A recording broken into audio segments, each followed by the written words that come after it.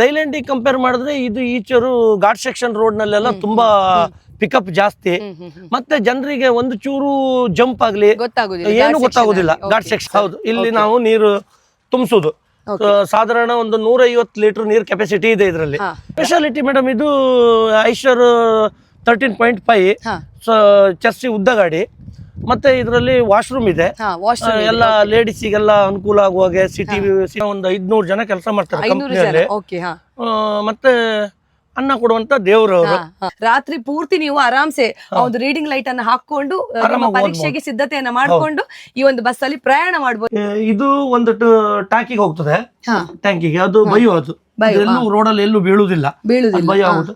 ಮತ್ತೆ ಇಲ್ಲಿ ಯೂಸ್ ಸುಗಮದಲ್ಲಿ ಇವಾಗ ಮೇಡಮ್ ಸಾಧಾರಣ ಒಂದು 280-300 ಬಸ್ ಹತ್ರ ಆಯ್ತು ಈಗ.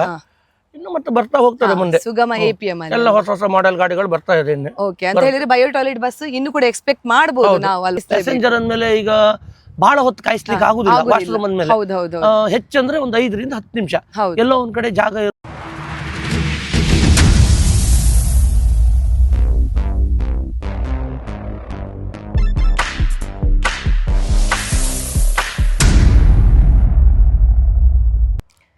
ಎಲ್ರಿಗೂ ನಮಸ್ಕಾರ. ಮದನ್ ಮಣಿಪಾಲ್ ಯೂಟ್ಯೂಬ್ ಚಾನಲ್ಗೆ ಎಲ್ರಿಗೂ ಸ್ವಾಗತ ಸುಸ್ವಾಗತ. ಲೇಡೀಸಿಗೆ ಹೆಲ್ಪ್ಫುಲ್ ಆಗಿರುವಂತಹ ಒಂದು ಬಸ್ ಇವಾಗ ನನ್ನ ಪಕ್ಕದಲ್ಲೇ ಇದೆ ನೋಡಿ. ಕೋಇನ್ಸಿಡೆಂಟಲಿ ನನ್ನ ಡ್ರೆಸ್ ಆಗಿರ್ಬೋದು, ಆ ಬಸ್ ಇದು ಕಲರ್ ಆಗಿರ್ಬೋದು ಸೇಮ್ ಆಗಿದೆ. ನಾನು ಇಲ್ಲಿ ಬರೋ ತನಕ ನನಗೆ ಗೊತ್ತಿಲ್ಲ ಯಾವ ಬಸ್, ಒಂದು ಸುಗಮ ಬಸ್ ಅದು ವಿಡಿಯೋ ಮಾಡ್ಲಿಕ್ಕಿದೆ ಅಂತ ಹೇಳಿದ್ರು. ಆದರೆ ಬಸ್ಸಿದ್ದು ಕಲರ್, ಅದು ನನ್ನ ಡ್ರೆಸ್ ಕಲರ್ ಸೇಮ್ ಆಗ್ತದೆ ಅಂತ ನಾನು ಅಂದ್ಕೊಂಡಿರ್ಲಿಲ್ಲ. ಇವಾಗ ನಮ್ಮ ಜೊತೆ ಈ ಒಂದು ಸುಗಮ ಬಸ್ ಇದ್ದು ಚಾಲಕರು ನಮ್ಮ ಜೊತೆ ಇದ್ದಾರೆ. ಈ ಒಂದು ಬಸ್ ಇದ್ದು ಎಲ್ಲ ಮಾಹಿತಿಯನ್ನ ನಿಮ್ಗೆ ನೀಡ್ಲಿಕ್ಕಿದ್ದಾರೆ. ಅವರನ್ನ ಮಾತನಾಡಿಸೋಣ ಬನ್ನಿ. ಇವಾಗ ನಮ್ಮ ಜೊತೆ ಈ ಒಂದು ಸುಗಮ ಬಸ್ಸಿನ ಚಾಲಕರಿದ್ದಾರೆ. ಅವರ ಒಂದು ಪರಿಚಯವನ್ನ ನಿಮ್ಗೆ ಮಾಡ್ಕೊಳ್ಳಿಕ್ಕಿದ್ದೇನೆ. ಸರ್ ನಮಸ್ತೆ, ತಮ್ಮ ಹೆಸರು? ಮಹಾದೇವ್. ಓಕೆ, ತಾವೆಲ್ಲಿಂದ ಸರ್? ನಂದು ಭಟ್ಕಳ ಮನೆ. ಭಟ್ಕಳ. ಓಕೆ, ಈ ಒಂದು ಬಸ್ ಇದು ಡ್ರೈವರ್ ಅಂದ್ರೆ ಚಾಲಕರಾಗಿ ತಾವು ಎಷ್ಟು ವರ್ಷಗಳಿಂದ ಸೇವೆಯನ್ನ ಸಲ್ಲಿಸ್ತಾ ಇದ್ದೀರಿ? ನಾನು ಸುಗಮ ಟೂರಿಸ್ಟ್ APM ಅಲ್ಲಿ 15 ವರ್ಷದಿಂದ ಕೆಲಸ ಮಾಡ್ತಾ ಇದ್ದೀನಿ. ಬೆಂಗಳೂರು ಗಾಡಿ ಯಾವಾಗಲೂ ಇದೆ, ಡಿ ರೂಟ್ ಅಲ್ಲೇ ಇರ್ತೇನೆ. ಡಿ ರೂಟ್ ಅಲ್ಲಿ ಅಲ್ವಾ? ಓಕೆ, ನಿಮ್ದು ಓವರ್ ಆಲ್ ಒಂದು ಚಾಲಕರಾಗಿ, ಆಸ್ ಅ ಚಾಲಕರಾಗಿ ನೀವು ಎಷ್ಟು ವರ್ಷಗಳ ಒಂದು ಸರ್ವಿಸ್ ಇದೆ? ನನಗೆ 25 ವರ್ಷ. 25 ವರ್ಷ ನಾನು ಡ್ರೈವರ್. ಸುಗಮ APM ಬಸ್ ಅಲ್ಲಿ ಒಂದು ಎಷ್ಟು ವರ್ಷ? 2010ರಿಂದ 2000 ಅಂದ್ರೆ 15 ವರ್ಷಗಳ ಕಾಲ. ಟೋಟಲ್ ಆಗಿ 25 ವರ್ಷ. 5 ವರ್ಷಗಳ ಒಂದು ಲಾರಿಯಲ್ಲಿ ಮಾಡ್ತಾ ಇದ್ದೆ ನಾನು. ಲಾರಿಲೆಲ್ಲ ಔಟ್ ಆಫ್ ಸ್ಟೇಟ್ ಲೈನ್ ಓಡಾಡ್ತಾ ಇದ್ದೆ. ಆಮೇಲೆ ರೀಸೆಂಟ್ ಆಗಿ ಮದುವೆ ಆದ್ಮೇಲೆ ಒಂದು ಬಸ್ ಅಲ್ಲಿ ಸೇರಿದ್ರು. ಇವತ್ತಿನವರೆಗೂ 15 ವರ್ಷದಿಂದ ಇದೇ ಬಸ್ ಅಲ್ಲಿ ಚಾಲಕರಾಗಿ ಕಾರ್ಯವನ್ನ ನಿರ್ವಹಿಸ್ತಾ ಇದ್ದೀರಾ. ಸರಿ ಸರ್, ತಮ್ಮ ಒಂದು ಪರ್ಸನಲ್ ಲೈಫ್ ನ ಬಗ್ಗೆ ಹೇಳುದಾದ್ರೆ, ಮ್ಯಾರೇಜ್ ಅಥವಾ ಮಕ್ಕಳು ಅದರ ಬಗ್ಗೆ ಹೇಳುದಾದ್ರೆ? ಮ್ಯಾರೇಜ್ ಒಬ್ಬನೇ ಮಗ, ಒಬ್ಬ ಮಗ, 14 ವರ್ಷ, 8ನೇ ಕ್ಲಾಸ್. ತೊಂದ್ರೆ ಇಲ್ಲ, ಆರಾಮಾಗಿದ್ದೀವಿ, ಕೆಲಸ ಮಾಡ್ಕೊಂಡು ಗಂಡ ಹೆಂಡತಿ ಸಂಸಾರ ಭಟ್ಕಳದಲ್ಲೇ ಇದ್ದೀರಾ? ಈಗ ನಿಮ್ದು ಬಸ್ ಇದ್ದು ಅಂದ್ರೆ ಈ ಒಂದು 25 ವರ್ಷಗಳ ಸರ್ವಿಸ್ ಅಲ್ಲಿ ನಿಮ್ಮ ಹೆಂಡತಿಯ ಪಾತ್ರ ಕೂಡ ಇರ್ಲೇಬೇಕು. ಹೆಂಡತಿ ಒಂದು ಮದುವೆಯಾಗಿ ನಿಮ್ಗೆ ಎಷ್ಟು ವರ್ಷ ಆಯ್ತು? ಮದುವೆಯಾಗಿ 15 ವರ್ಷ. ಅಂದ್ರೆ ನಿಮ್ಮ ಹೆಂಡತಿಯ ಒಂದು ಸಪೋರ್ಟ್, ಈ ಒಂದು ಸಪೋರ್ಟ್ ಅಂತ ಹೇಳಿದ್ರೆ, ನಾನು ಇವಾಗ ಡ್ಯೂಟಿ ಹೋಗಿ ಬರ್ತೀನಿ. ಬೆಳಿಗ್ಗೆ ನಾನು ಮನೆ ಹೋಗೋಷ್ಟ್ರಲ್ಲಿ ನನಗೆ ಊಟನೋ ತಿಂಡಿನೋ tiffin A to Z ready ಇರುತ್ತೆ. ಹೋಗೋದು, ಸ್ನಾನ ಮಾಡೋದು, ಟಿಫನ್ ಊಟ ಏನೋ ಮಾಡುದು, ಮಲಗುದು. ಮತ್ತೆ ಸಾಯಂಕಾಲ 4:30-5 ಗಂಟೆಗೆ ಎಬ್ಸ್ತಾಳೆ, ಟೀ ಮಾಡ್ಕೊಡ್ತಾಳೆ. ಹಾಗೆ ಸ್ನಾನ ಮಾಡಿ ಊಟ ಮಾಡಿ 7 ಗಂಟೆಗೆಲ್ಲ ಮನೆಯಿಂದ ಬರೋದು. ತೊಂದ್ರೆ ಇಲ್ಲ. ಮನೆಗೆ ಹೋದ ತಕ್ಷಣ ನನಗೆ ನಿದ್ರೆ ಮಾಡ್ಲಿಕ್ಕೆ, ಊಟಕ್ಕೆ ಏನು ತೊಂದರೆ ಇಲ್ಲ. ಟೈಮ್ ಟು ಟೈಮ್ ಎಲ್ಲ ಮಾಡ್ಕೊಡ್ತಾಳೆ. ಅವಳೊಂದು ಆತರ ಮಾಡೋದ್ರಿಂದ ನಮಗೊಂದು ಡ್ಯೂಟಿ ಮಾಡ್ಲಿಕ್ಕೆ ಒಳ್ಳೆ ಆರಾಮ. ಈಗ ನೈಟ್ ಡ್ಯೂಟಿ ಅಲ್ಲ, ನಿದ್ರೆ ಮಾಡದೆ ಬರ್ಲಿಕ್ಕೆಲ್ಲ ಸಾಧ್ಯ ಇಲ್ಲ. ಮತ್ತೆ ಊಟ ತಿಂಡಿ ಬಿಟ್ಕೊಂಡು ಇರ್ಲಿಕ್ಕೆ ಆಗುದಿಲ್ಲ. ಮನೆ ಹೋದ ತಕ್ಷಣ ಅದೆಲ್ಲ ವ್ಯವಸ್ಥೆ ಸರಿಯಾಗಿದೆ. ಹೋದ ತಕ್ಷಣ ಊಟ ಮಾಡಿ ನಿದ್ರೆ ಮಾಡಿ ಆರಾಮಾಗಿ ಡ್ಯೂಟಿ ಬರ್ಬೋದು. ಕಂಟಿನ್ಯೂ ಡ್ಯೂಟಿಯಲ್ಲಿ ಚಾಲಕರ ಕೈಯಲ್ಲಿ ಇರ್ತದೆ ಸೇಫ್ಟಿನೆಸ್ ಅನ್ನುವಂತ. ಕಂಟಿನ್ಯೂ ಡ್ಯೂಟಿ ಇರ್ತದಲ್ಲ, ಏನ್ ತೊಂದ್ರೆ ಇಲ್ಲ. ಮನೆಗೆ ಹೋದ ತಕ್ಷಣ ವ್ಯವಸ್ಥೆ ಎಲ್ಲ ಇದೆ. ಇನ್ ಬೆಂಗಳೂರಲ್ಲಿ ಹೋದ ತಕ್ಷಣ ಗಾಡಿ ಇಡು, ಡೀಸೆಲ್ ಹಾಕುದು, ಮತ್ತೆ ಹೋಟೆಲ್ ನಲ್ಲೇ ಊಟ ತಿಂಡಿ, ಸಾಯಂಕಾಲ ಮನೆಗೆ. ಅಂದ್ರೆ ನಿಮ್ಗೆ ಈಗ ನೀವು ಬೈಂದೂರಿಂದ ಬ್ಯಾಂಗ್ಳೂರಿಗೆ ಹೋಗ್ತೀರಾ, ಬ್ಯಾಂಗ್ಳೂರಿಂದ ಬೈಂದೂರು, ಅದೇ ತರ ನಿಮ್ದು ಶಿಫ್ಟಿಂಗ್ ಇರ್ತದೆ. ಅಂದ್ರೆ ನಿಮ್ಗೆ ರಜೆ ಯಾವಾಗ ಸಿಗ್ತದೆ? ರಜೆ ನಮ್ದು ಕೆಲವೊಮ್ಮೆ 2 ದಿವಸಕ್ಕೊಂದ್ಸರಿ ಹೋಗಿ ಬಂದ ತಕ್ಷಣ ಒಂದ್ ದಿನ ರೆಸ್ಟ್. ಇಲ್ಲಿ ಯಾರಾದ್ರೂ ಡ್ರೈವರ್ ರಜೆ ಮಾಡಿದ್ರೆ 1 ವಾರ 10 ದಿನ ಕಂಟಿನ್ಯೂ ಡ್ಯೂಟಿ. ತೊಂದ್ರೆ ಇಲ್ಲ, ಅದು ನಮ್ಮ ಅಡ್ಜಸ್ಟ್ಮೆಂಟ್ ಅಲ್ಲಿ ನಡೀತಾ ಇದೆ.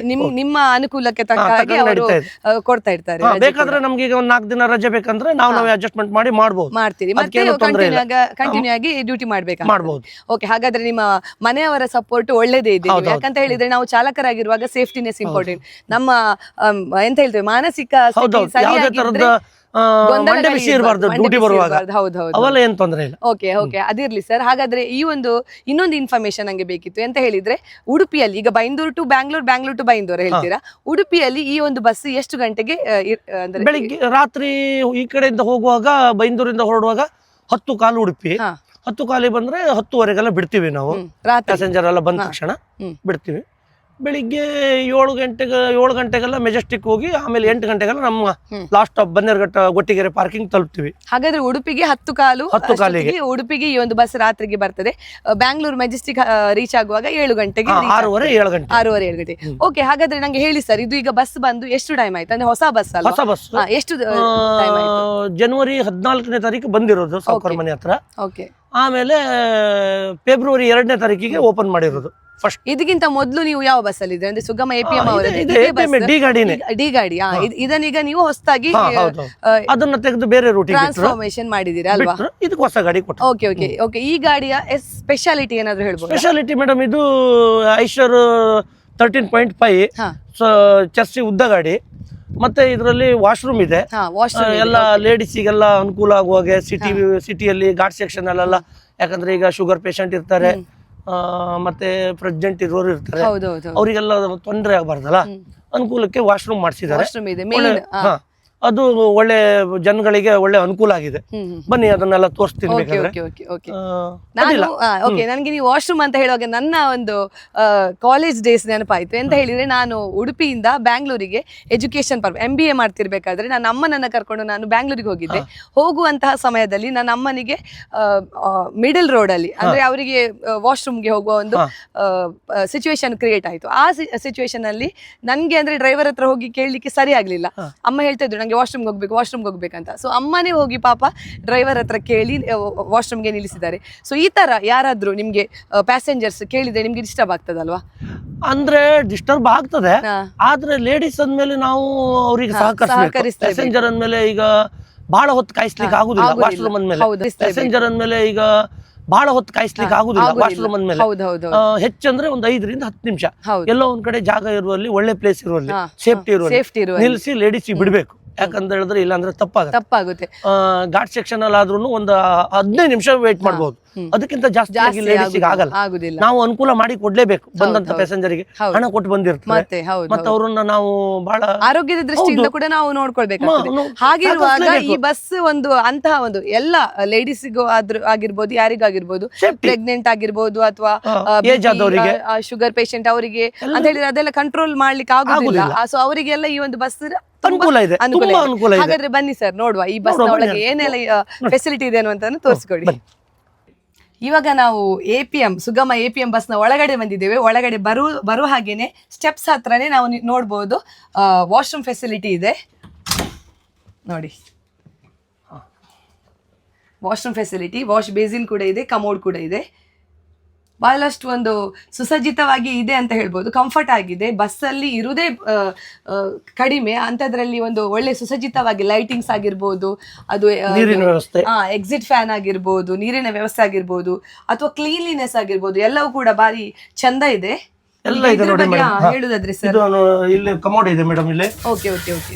ಅದು ಇದೆ, ನಾವು ಎಂತ ಬ್ಲೀಚಿಂಗ್ ಪೌಡರ್ ಹಾಕಿ ಓಕೆ ಓಕೆ, ಸ್ಮೆಲ್ ಬರಬಾರ್ದಲ್ಲ. ಹೌದು ಹೌದು. ಲೇಡೀಸ್ಗೆ ಕಂಫರ್ಟೇಬಲ್ ಆಗೋ ತರ ಇದಿದೆ. ನೋಡಿ, ಇವಾಗ ನಾನು ವಾಶ್ರೂಮ್ ನ ಒಳಗಡೆ ಇದ್ದೇನೆ. ಡೋರ್ ಹಾಕಿ ಬೇಕಾದ್ರೆ ನೀವು ನೋಡ್ಬೋದು. ಡೋರ್ ಹಾಕಿ. ಎಸ್,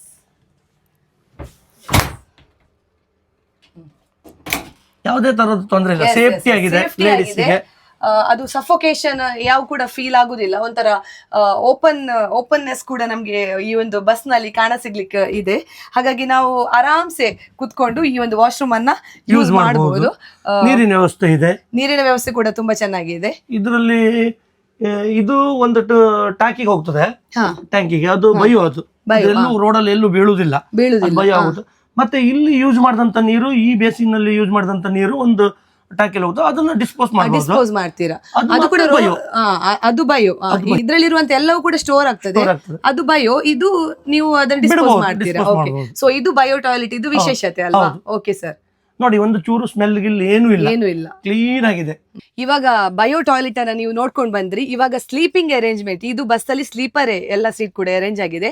ಅದರಲ್ಲಿರುವಂತಹ ಬರ್ತ್ ಅಂದ್ರೆ ಕಂಫರ್ಟೇಬಲ್ ಯಾವ ತರ ಇದೆ, ಆರಾಮದಲ್ಲಿ ಮಲ್ಕೊಳ್ಳಿಕ್ಕೆ ಆಗ್ತದ ನಮ್ಗೆ. ಯಾಕಂತ ಹೇಳಿದ್ರೆ ಬೈಂದೂರಿಂದ ಬ್ಯಾಂಗ್ಳೂರಿಗೆ ಹೋಗ್ಬೇಕಾದ್ರೆ ಅಥವಾ ಉಡುಪಿಯಿಂದ ಬ್ಯಾಂಗ್ಳೂರಿಗೆ ಹೋಗ್ಬೇಕಾದ್ರೆ ನಾವು ತುಂಬಾ ಹೊತ್ತು ನಮ್ಮ ಸಮಯವನ್ನ ಈ ಒಂದು ಬಸ್ ನಲ್ಲಿ ಕಳಿಬೇಕಾಗ್ತದೆ.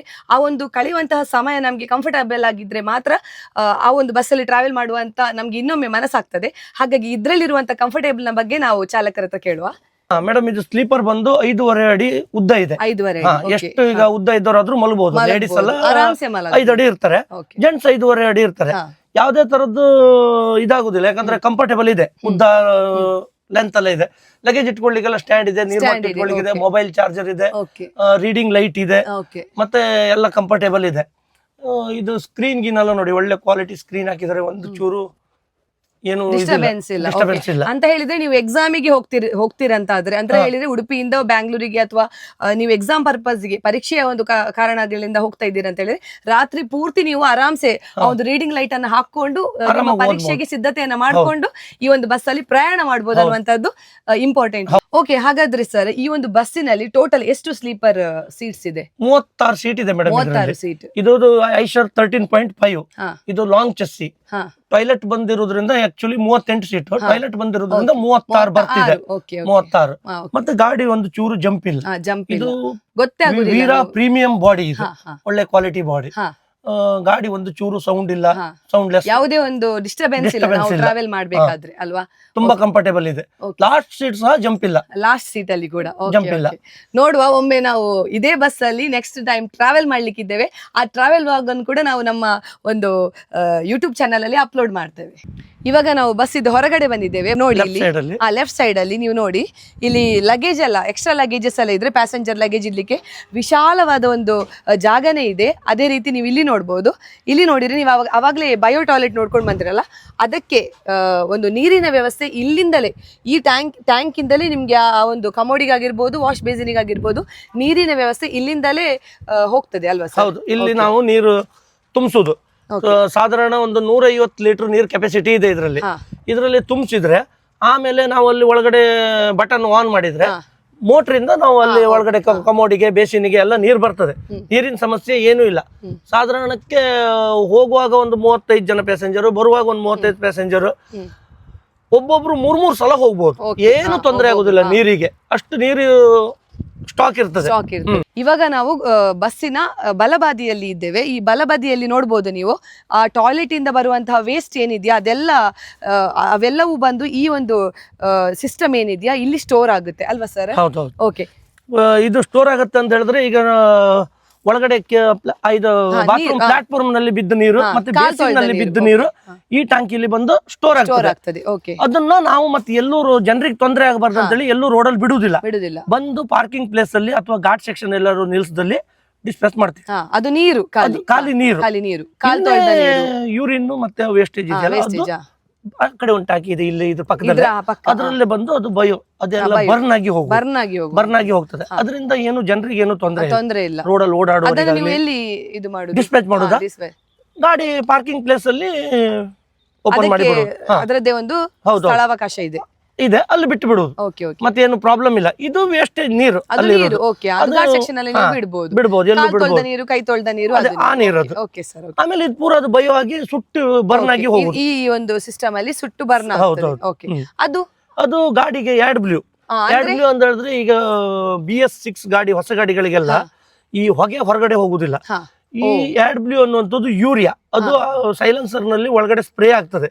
ಆ ಹೊಗೆಯನ್ನ ಅಲ್ಲೇ ಬರ್ನ್ ಮಾಡಿ ತೆಗಿತದೆ, ಹೊರಗಡೆ ಬರೋದಿಲ್ಲ ಅದು. ಆಮೇಲೆ ಏನಾಗುತ್ತೆ ಕೇಳ್ರಿ, ಈ ಯೂರಿಯಾ ಒಂದು ಇದ್ರಲ್ಲಿ ಸ್ಟಾಕ್ ಆಗತ್ತೆ ಬಿಳಿ ಪೌಡರ್ ತರ ಆಗಿ, ಅದನ್ನ ಶೋರೂಮ್ ನವರು ಕ್ಲೀನ್ ಮಾಡಿ ಕೊಡ್ತಾರೆ. ಸರ್ವಿಸಿಗೆ ಪೊಲ್ಯೂಷನ್ ಆಗಲ್ಲ, ಏನು ಪೊಲ್ಯೂಷನ್. ಗಾಡಿಯನ್ನ ಸರ್ವಿಸಿಗೆ ಇಟ್ಟಾಗ ಅವರು ಕ್ಲೀನ್ ಮಾಡಿ ಕೊಡ್ತಾರೆ. ಯಾವುದೇ ತರದ ಒಂದು ಹೊಗೆ ಈ ಗಾಡಿಯಿಂದ ಹೊರಗಡೆ ಬರುವುದಿಲ್ಲ. ಅದು ಇವಾಗದ ಬಸ್ಸಿನದು ಓಕೆ. ಅದರಿಂದ ಯಾವುದೇ ತರದ ಒಂದು ಏರ್ ಪೊಲ್ಯೂಷನ್, ವಾಯು ಮಾಲಿನ್ಯ ಸರಿ ಸರ್. ಇವಾಗ ಬಸ್ಸಿನ ಒಳಗಿರುವಂತಹ ಒಂದು ಫೆಸಿಲಿಟೀಸ್ ನ ಬಗ್ಗೆ ನೀವು ನೋಡ್ಕೊಂಡು ಬಂದಿರಿ ಅಂತ ಹೇಳಿದ್ರೆ, ಬಯೋ ಟಾಯ್ಲೆಟ್ ಆಗಿರ್ಬೋದು ಅಥವಾ ಇವಾಗ ಅಷ್ಟೇ ಹೇಳಿದ ಹಾಗೆ ಒಂದು ವಾಯು ಮಾಲಿನ್ಯ ಕೂಡ ಈ ಒಂದು ಇವಾಗದ ಹೊಸ ಬಸ್ ಬಸ್ಸಿನಲ್ಲಿ ಆಗುದಿಲ್ಲ ಅನ್ನುವಂಥದ್ದು ನೀವು ನೋಡ್ಕೊಂಡು ಬಂದ್ರಿ.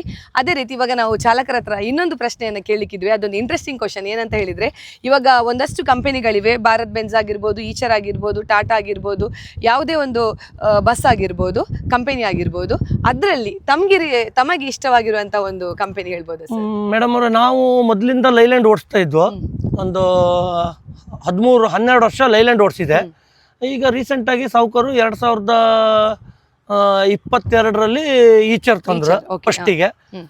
ಒಳ್ಳೆ ಕಂಫರ್ಟೇಬಲ್ ಇತ್ತು, ಗಾಡಿ ಚೆನ್ನಾಗಿತ್ತು. ಆಮೇಲೆ ಇವಾಗ ಇದನ್ನು ಹೊಸದ್ ತಂದ್ರು, ಈ ಐಶರ್ 13.5. ಇದು ಇನ್ನು ತುಂಬಾ ಚೆನ್ನಾಗಿದೆ. ಲೈಲ್ಯಾಂಡಿಗೆ ಕಂಪೇರ್ ಮಾಡಿದ್ರೆ ಇದು ಈಚರು ಘಾಟ್ ಸೆಕ್ಷನ್ ರೋಡ್ ನಲ್ಲೆಲ್ಲ ತುಂಬಾ ಪಿಕಪ್ ಜಾಸ್ತಿ, ಮತ್ತೆ ಜನರಿಗೆ ಒಂದು ಚೂರು ಜಂಪ್ ಆಗ್ಲಿ ಏನು ಗೊತ್ತಾಗುದಿಲ್ಲ. ಘಾಟ್ ಸೆಕ್ಷನ್ ಅಲ್ಲಿ ಆರಾಮಲ್ಲಿ ಗಾಡಿ ಹೋಗ್ತದೆ. ಮತ್ತೆ ಟೈಮ್ ಪಿಕಪ್ ಮಾಡ್ಲಿಕ್ಕೆ ಐಶರ್ ಗಾಡಿ ನಂಬರ್ 1 ಆಗಿದೆ. ಲೈಲ್ಯಾಂಡ್ ಗಿಂತನೂ ಐಶರ್ ಒಳ್ಳೇದು ಟೈಮ್ ಪಿಕಪ್ ಆಗ್ತದೆ.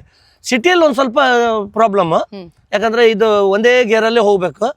ಆಮೇಲೆ ಹೈವೇದಲ್ಲಿ ಒಳ್ಳೆ ಟೈಮ್ ಕವರ್ ಆಗ್ತದೆ. ಐಶರ್ ಗಾಡಿ ಒಳ್ಳೇದು. ಸ್ವಲ್ಪ ಸಣ್ಣ ಪುಟ್ಟ ವೈರಿಂಗ್ ಪ್ರಾಬ್ಲಮ್ ಮತ್ತೆ ಸೆನ್ಸರ್ ಅಲ್ಲಿ ಇದೆ, ಅದೆಲ್ಲ ಏನ್ ತೊಂದರೆ ಇಲ್ಲ. ಬ್ರೇಕ್ ನಂಬರ್ 1 ಬ್ರೇಕ್ ಇದೆ. ಯಾಕಂದ್ರೆ ಅದೇ ರಿಟಾರ್ಡರ್ ಬ್ರೇಕ್ ಇದೆ, ABS ಇದೆ, ಮತ್ತೆ ಸರ್ವಿಸ್ ಬ್ರೇಕ್ ಇದೆ.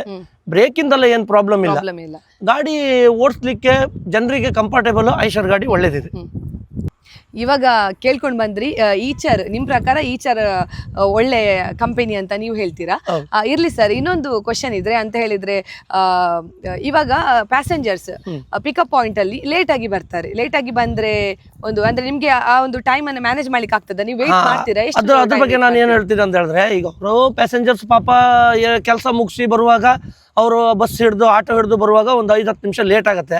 ಅದಕ್ಕೆ ನಾವೇನ್ ಹೇಳುದಿಲ್ಲ, ನಾವು ಅವ್ರ ಹತ್ರ ರಿಕ್ವೆಸ್ಟ್ ಮಾಡ್ತೀವಿ, ಒಂದು 5 ನಿಮಿಷ ಬೇಗ ಬನ್ನಿ ಅಂತೇಳಿ. ಹಾಗೂ ಲೇಟ್ ಆದ್ರೆ ಏನ್ ಮಾಡ್ಲಿಕ್ಕಿಲ್ಲ, ಅವ್ರಿಗೆ ಏನ್ ಹೇಳ್ಲಿಕ್ಕಿಲ್ಲ. ಯಾಕಂದ್ರೆ ಟಿಕೆಟ್ ಮಾಡಿದಾರಲ್ಲ, ಕಾದು ಕರ್ಕೊಂಡು ಹೋಗುವಂತ ಕಾಯ್ಬೇಕು. ಒಂದು 10 ನಿಮಿಷ ಆದ್ರೂ ಕಾಯ್ತೀವಿ. ಇಲ್ಲ ಅಂತ ಹೇಳಿದ್ರೆ ನೆಕ್ಸ್ಟ್ ಟಾಪಿಕ್ ಬನ್ನಿ ಅಂತ ಹೇಳ್ತೀವಿ.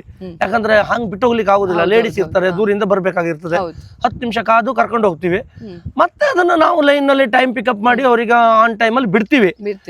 ಬೈ ಚಾನ್ಸಸ್ ಘಾಟ್ ಸೆಕ್ಷನ್ ಅಲ್ಲೆಲ್ಲ ಈಗ ಬ್ಲಾಕ್ ಆಗುತ್ತೆ, ರೋಡ್ ಸರಿ ಇಲ್ಲ ಅಂತ ಸಮಯದಲ್ಲಿ ಒಂದು ಅರ್ಧ ಗಂಟೆ 15 ನಿಮಿಷ ಲೇಟ್ ಆಗ್ಬಹುದು. ಅದು ಅವ್ರಿಗೆ ಒಳಗಡೆ ಮಲಗಿರ್ತಾರೆ, ಏನು ಗೊತ್ತಾಗುದಿಲ್ಲ. ಆದ್ರೆ ಬೆಳಿಗ್ಗೆ ಕೇಳ್ತಾರೆ, ಯಾಕೆ ಲೇಟ್ ಆಯ್ತು ಅಂತೇಳಿ. ಅದನ್ನ ನಾವು ಅವರಿಗೆ ಸರಿಯಾಗಿ ಈ ತರ ಆಗಿದೆ, ಘಾಟಲ್ಲಿ ರೋಡ್ ಬ್ಲಾಕ್ ಇತ್ತು ಅಂತೇಳಿ ನಾವು ಅವ್ರಿಗೆ ಕೊಡ್ತಾರೆ. ಏನು ನಮ್ಮ ಹತ್ರ ಏನು ಗಲಾಟೆ ಮಾಡುದಿಲ್ಲ ಪಾಪ. ನಮ್ಮ ಬಸ್ಸಿನ ಪ್ಯಾಸೆಂಜರ್ ಎಲ್ಲ ನಮ್ಗೆ ಆಲ್ಮೋಸ್ಟ್ ಎಲ್ಲ ರೆಗ್ಯುಲರ್ ಪ್ಯಾಸೆಂಜರ್, ಗೊತ್ತಿರೋರೇ ಬರುವವರು. ಒಂದು 30 ಜನರಲ್ಲಿ ಎಲ್ಲೋ ಒಂದು ಹೊಸ ಪೇಸ್ ಅಂತ ಹೇಳಿದ್ರೆ ಒಂದು 6-7 ಜನ ಹೊಸಬ್ರು ಇರ್ತಾರೆ. ಇನ್ನೇ 30 ಜನ ರೆಗ್ಯುಲರ್ ಕಸ್ಟಮರ್, ರಿಪೀಟೆಡ್. ಓಕೆ, ಸರಿ ಸರ್. ಇವಾಗ ಪ್ಯಾಸೆಂಜರ್ ನ ದೃಷ್ಟಿಯಿಂದ ನೋಡ್ಬೇಕಾದ್ರೆ ನೀವು ಈಗ ಹೇಳಿದ್ರೆ 10 ನಿಮಿಷ ಕಾಯ್ತೀರಾ, ಪರವಾಗಿಲ್ಲ ಅಂತ. ಆದ್ರೆ ಇನ್ನೊಂದು ಇನ್ಫಾರ್ಮೇಶನ್ ನಮ್ಮ ಸಬ್ಸ್ಕ್ರೈಬರ್ಸ್ಗೆ ನೀವು ಕೊಡ್ಬೇಕು. ಅದೇನಂತ ಹೇಳಿದ್ರೆ, ಇವಾಗ ನಾನು ಕೂಡ as a passenger pickup point ಅಲ್ಲಿ 7ವರೆಗೆ ಕಾಯ್ತಾ ಇರ್ತೇನೆ ಸರ್. 7:45 ಆಗ್ಲಿ 8 ಗಂಟೆ ಆಗ್ಲಿ ಆದ್ರೂ ಬಸ್ ಬರುದಿಲ್ಲ. ಅವಾಗ ನಾನು 1000 ಬೈಕ್ ಕೊಡ್ತೇನೆ. ಸೊ ಅದ್ರ ಅದೇನಾಗತ್ತೆ ಕೇಳಿದ್ರೆ, ನಾವೀಗ ಬಿಡು ಸ್ಟ್ಯಾಂಡ್ ಇಂದ ಬಿಡ್ತೀವಲ್ಲ, ಆ ಟೈಮಲ್ಲಿ ಅಲ್ಲಿ ಯಾರು ಲೇಟ್ ಮಾಡಿರ್ತಾರೆ. ಅವಾಗ ಅವರು ಒಂದ್ 5-10 ನಿಮಿಷ ಲೇಟ್ ಆದಾಗ ಮುಂದಿನ ಪ್ಯಾಸೆಂಜರ್ ಬಂದು ಪಿಕಪ್ ಮಾಡುವಾಗ ಟ್ರಾಫಿಕ್ ಅಲ್ಲಿ ಬರ್ಬೇಕು. ಟ್ರಾಫಿಕ್ ಅಲ್ಲಿ ಬರುವಾಗ ಏನು ಒಂದೇ ಬಸ್ ಬರ್ತದ? ಎಲ್ಲಾ ವೆಹಿಕಲ್ ಮಧ್ಯೆ ನಾವು ಬರ್ಬೇಕು. ಹಾಗಿರುವಾಗ ಮುಂದಿನ ಪ್ಯಾಸೆಂಜರಿಗೆ ಒಂದ್ 10 ನಿಮಿಷ ಲೇಟ್ ಆಗುತ್ತೆ. ಅವ್ರಿಗೆ ನಾವು ಹೇಳ್ತೀವಿ, ಈ ತರ ಲೇಟ್ ಆಗಿದೆ, ಟ್ರಾಫಿಕ್ ತುಂಬಾ ಇದೆ, ಅದರಿಂದ ಲೇಟ್ ಆಗಿದೆ, ಸ್ವಲ್ಪ ಸುಧಾರಿಸಿ ಬರ್ತೀವಿ, ಈಗ ವೇಟ್ ಮಾಡಿ ಅಂತ ಹೇಳ್ತೀವಿ.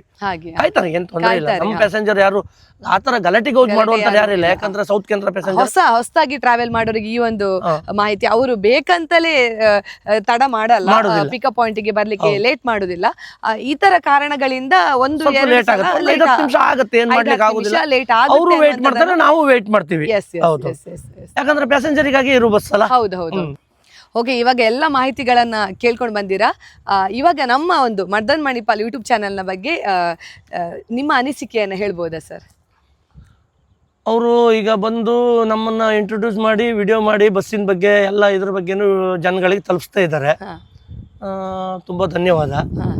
ನಿಮ್ಮ ಕಷ್ಟಗಳನ್ನೆಲ್ಲ ಹೇಳ್ಕೊಳ್ಳುವಂತ ಒಂದು ಪ್ಲಾಟ್ಫಾರ್ಮ್ ಅನ್ನ ಅವರು ಕ್ರಿಯೇಟ್ ಮಾಡಿ ಕೊಟ್ಟಿದ್ದಾರೆ ಅಲ್ವಾ? ಸುಮಾರು ಬಸ್ಗಳಿಗೆ ಹೋಗಿ ಅಲ್ಲಿನ ಚಾಲಕರಾಗಿರ್ಬೋದು, ಓನರ್ಸ್ ಆಗಿರ್ಬೋದು, ಅವ್ರ ಹತ್ರ ಎಲ್ಲ ಸುಮಾರು ಇಂಟರ್ವ್ಯೂ ವಿಡಿಯೋ ಮಾಡಿದ್ದಾರೆ. ಎಲ್ಲಾ ಡ್ರೈವರ್ಗಳದ್ದು ಕಷ್ಟವನ್ನ ಕೇಳ್ತಾರೆ. ನಮ್ದು ಕಷ್ಟ ಇದೆ, ಏನ್ ಮಾಡಕ್ಕಾಗಲ್ಲ. ಪ್ಯಾಸೆಂಜರ್ ಈಗ ಲೇಟ್ ಆಗಿ ಬರುವುದು, ಮತ್ತೆ ನೈಟ್ ಅಲ್ಲಿ ಮಧ್ಯದಲ್ಲೆಲ್ಲ ಸ್ವಲ್ಪ ಏನಾದ್ರು ಪ್ರಾಬ್ಲಮ್ ಆದಾಗ ಲೇಟ್ ಆಯ್ತು ಅಂತೇಳೆಲ್ಲ ಹೇಳ್ತಾರೆ. ಅದೆಲ್ಲ ನಾವೇನ್ ತಲೆಗೆ ತಗೊಳ್ಳೋದಿಲ್ಲ. ಅವ್ರಿಗೊಂದು ಮ್ಯಾಕ್ಸಿಮಮ್ ಟೈಮಿಂಗ್ ಅಲ್ಲಿ ರೀಚ್ ಮಾಡ್ತೇವೆ, ತೊಂದರೆ ಇಲ್ಲ. ಜನರಿಗೆ ನಾವು ಯಾಕಂದ್ರೆ ಈಗ ಜನರಿಗೋಸ್ಕರನೇ ಬಂದು ಕೂತಿರೋದು ಈ ಜಾಗಕ್ಕೆ. ನಮ್ಗೆ ಪ್ಯಾಸೆಂಜರ್ ಬಂದ್ರೇನೆ ಕೆಲಸ. ಹೌದೌದು. ಮತ್ತೆ ಈ ಒಂದು ಸುಗಮ APM ಅವರ ಈ ಒಂದು ಬಸ್ಸಿನ ದಣಿಗಳಿದ್ದಾರೆ, ಮಾಲೀಕರು ಯಾರಿದ್ದಾರೆ ಅವರ ಬಗ್ಗೆ ಹೇಳೋದಾದ್ರೆ, ಅಂದ್ರೆ ಅವರ ಬಗ್ಗೆ ಹೇಳ್ಬೇಕಂತ ಇಲ್ಲ, ಅಷ್ಟು ಒಳ್ಳೆ ಜನ ವ್ಯಕ್ತಿತ್ವ ಅಂತ ಎಲ್ರಿಗೂ ಗೊತ್ತಿರುವಂತ ವಿಷಯವೇ, ಆದ್ರೂ ಕೂಡ ನಿಮ್ಮ ಒಂದು ಬಾಯಲ್ಲಿ ಹೇಳೋದಾದ್ರೆ ನಮ್ಮ ಒಂದು ಅನಿಸಿಕೆ ಹೇಳ್ಬೇಕಂತ ಹೇಳಿದ್ರೆ ಸಾಧಾರಣ ಒಂದು 500 ಜನ ಕೆಲಸ ಮಾಡ್ತಾರೆ 500 ಜನ. ಓಕೆ. ಮತ್ತೆ ಅನ್ನ ಕೊಡುವಂತ ದೇವರು ಅವರು, 100 ಕುಟುಂಬಗಳಿಗೆ 500 ಜನ ಕೆಲಸ ಮಾಡ್ತಿದ್ದಾರೆ ಅಂತಾನೆ ನಾವು ಅನ್ಕೊಳ್ಬಹುದು. ಅಂದ್ರೆ ಎಷ್ಟು ಒಳ್ಳೆಯ ವ್ಯಕ್ತಿತ್ವ ಅನ್ನುವಂಥದ್ದನ್ನ ನಾವು, ಒಳ್ಳೆ ಜನ, ಯಾರಿಗೆ ಏನು ಹೇಳುದಿಲ್ಲ, ಎಲ್ರಿಗೂ ವರ್ಷಾವಧಿ ಕೆಲಸ ಇದೆ, ನಮ್ಗೆ ಏನು ತೊಂದರೆ ಇಲ್ಲ, ದುಡಿಲಿಕ್ಕೆ ಸೌಕರ್ಯ ಅನುಗ್ರಹದಿಂದ. ಇನ್ನೊಂದು, ನೀವು ಕೊರೋನಾ ಟೈಮಲ್ಲೆಲ್ಲ ಅಂದ್ರೆ ಬಸ್ ಎಲ್ಲ ಬಿಡ್ಲಿಕ್ಕಿರ್ಲಿಲ್ಲ, ಆ ಟೈಮಲ್ಲೆಲ್ಲ ಆ ಟೈಮಲ್ಲಿ ಗಾಡಿ ಯಾವ್ದು ಬಿಡ್ಲಿಲ್ಲ, ನಾವು ಮನೇಲೆ ಇದ್ದು ಬೇರೆ ಎಲ್ಲ ಲಾರಿ ಗಿರಿ ಎಲ್ಲ ಓಡಿಸ್ಕೊಂಡಿದ್ರಿ ಅಲ್ವಾ? ಆ ಟೈಮಲ್ಲಿ ತುಂಬಾ ಸಹಾಯ ಹೆಲ್ಪ್ ಮಾಡಿದ್ದಾರೆ, ದನಿಗಳೆಲ್ಲ ಹೆಲ್ಪ್ ಮಾಡಿದ್ದಾರೆ, ಎಲ್ಲ ಹೆಲ್ಪ್ ಮಾಡಿದ್ದಾರೆ. ಸುಗಮದವರದ ಬಯೋ ಟಾಯ್ಲೆಟ್ ಬಸ್ ಇದು ಮೊದಲನೇ ಬಸ್ ಅಲ್ವಾ? ಇದು ಮೊದಲನೇ ಗಾಡಿ, 2 ಗಾಡಿ ಬಂದಿರೋದು. ಓಕೆ. ಈಗ ನಾಳೆ ಏಪ್ರಿಲ್ ನಲ್ಲಿ ಮತ್ತೆ 2 ಗಾಡಿ ಬರ್ತಾ ಇದೆ. ಇನ್ನು ಫ್ಯೂಚರ್ ಅಲ್ಲಿ ಒಂದಷ್ಟು ಗಾಡಿಗಳು, ಇನ್ನೆಲ್ಲ ಬರೋ ಗಾಡಿ ಎಲ್ಲ ಇನ್ನು ವಾಶ್ರೂಮ್ ಗಾಡಿಗಳೇ. ಓಕೆ. ಹಾಗೆ ಟೋಟಲ್ ಒಟ್ಟಿಗೆ ಎಷ್ಟು ಬಸ್ಸಸ್ ಇದೆ ಸುಗಮದಲ್ಲಿ? ಇವಾಗ ಮೇಡಮ್ ಸಾಧಾರಣ ಒಂದು 280-300 ಬಸ್ ಹತ್ರ ಆಯ್ತು. ಈಗ ಇನ್ನು ಮತ್ತೆ ಬರ್ತಾ ಹೋಗ್ತದೆ ಮುಂದೆ. ಸುಗಮ APM ಎಲ್ಲ ಹೊಸ ಮಾಡೆಲ್ ಗಾಡಿಗಳು ಬರ್ತಾ ಇದೆ ಇನ್ನು. ಓಕೆ. ಅಂತ ಹೇಳಿದ್ರೆ ಬಯೋ ಟಾಯ್ಲೆಟ್ ಬಸ್ ಇನ್ನು ಕೂಡ ಎಕ್ಸ್ಪೆಕ್ಟ್ ಮಾಡಬಹುದು ನಾವು ಅಲ್ವಾ, ಪ್ಯಾಸೆಂಜರ್ಸ್ ಆಸ್ ಅ ಪ್ಯಾಸೆಂಜರ್.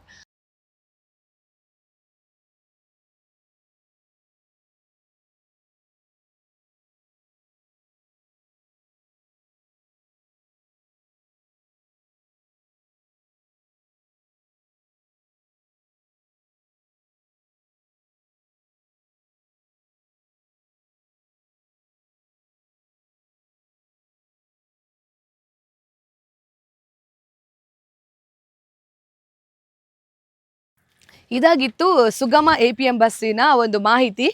ಒಂದು ಒಳ್ಳೆಯ ಹೊಸ ಕಾನ್ಸೆಪ್ಟ್ ಅನ್ನು ಇಟ್ಕೊಂಡು ಈ ಒಂದು ಬಸ್ಸಿನ ಸ್ಟಾರ್ಟ್ ಮಾಡಿದ್ದಾರೆ, ಬಸ್ಸನ್ನು ರೋಡಿಗೆ ಬಿಟ್ಟಿದ್ದಾರೆ. ಈ ಒಂದು ಬಸ್ಸಲ್ಲಿ ನೀವು ಕೂಡ ಟ್ರಾವೆಲ್ ಮಾಡಿ ನಿಮ್ಮ ಎಕ್ಸ್ಪೀರಿಯನ್ಸ್ ಅನ್ನು ನಮ್ಮ ಈ ಒಂದು ಮದನ್ ಮಣಿಪಾಲ್ ಯೂಟ್ಯೂಬ್ ಚಾನಲಲ್ಲಿ ಕಮೆಂಟ್ ಮಾಡಿ. ಅದೇ ರೀತಿ ಇನ್ನು ಯಾವ ಬಸ್ನ ವಿಡಿಯೋ ಮಾಡಬೇಕು, ನೀವು ಯಾವ ಬಸ್ನ ವಿಡಿಯೋನ ನೋಡಲಿಕ್ಕೆ ಕಾತರದಿಂದ ಇದ್ದೀರಿ ಅನ್ನುವಂಥದ್ದನ್ನು ನಮಗೆ ಕಮೆಂಟ್ನ ಮೂಲಕ ತಿಳಿಸಿ ಅಂತ ಹೇಳ್ತಾ, ಮದನ್ ಮಣಿಪಾಲ್ ಯೂಟ್ಯೂಬ್ ಚಾನಲ್ನ ನೋಡ್ತಾ ಇರಿ ಅಂತ ಹೇಳ್ತಾ ಬಾಯ್ ಬಾಯ್.